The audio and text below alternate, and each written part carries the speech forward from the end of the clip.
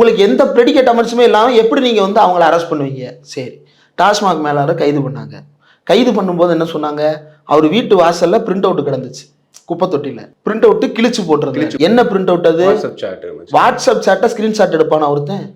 Screenshot எடுத்திருப்பான், எடுத்து ஃபோனில் வச்சுப்பான். அதை பிரிண்ட் அவுட் எடுப்பானா ஒருத்தன்?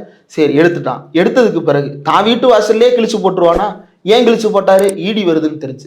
இடி வருதுன்னு தெரிஞ்சு ஏங்க வாசல்ல கிழிச்சு போடுறாரு? கக்கூஸ்ல போட்டு ப்ளஸ் பண்ணி விட்டுருந்தா உள்ள போயிருக்குமே.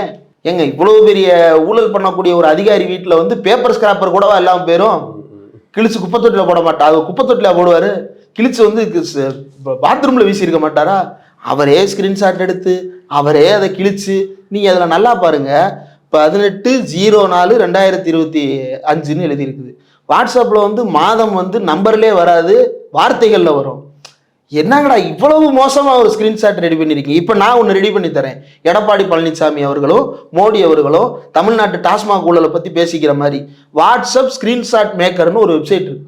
நீங்க அந்த வெப்சைட்டுக்கு போனீங்கன்னா யார் யாரு கூட பேசுற மாதிரினாலும் டேட் வாரியா நீங்க கிரியேட் பண்ணிக்கலாம்.